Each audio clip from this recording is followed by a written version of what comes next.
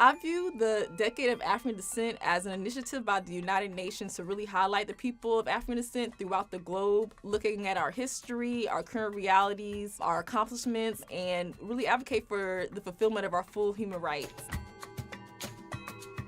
It's a decade that was created with an understanding that people of African descent, members of the African diaspora, have been marginalized and victimized, starting with systems built through colonialism and the transatlantic trade in enslaved Africans, and understanding that there was a need for the amplification of experiences, but also bettering and changing those experiences.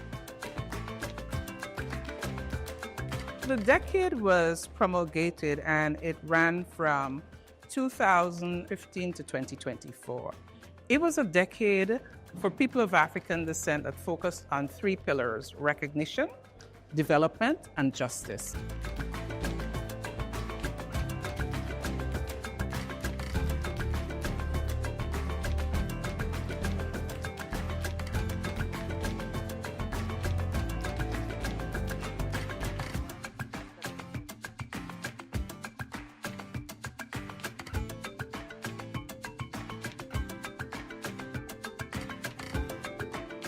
This still evokes a lot of emotion. It's not just a tragedy, it's definitely flagrant human rights violations that we're still contending with today. A decade was not enough for 400 years of everything that we had to endure, for all that we continue to endure as it relates to systemic racism. The fact that we're the most impoverished and marginalized group of people in the globe.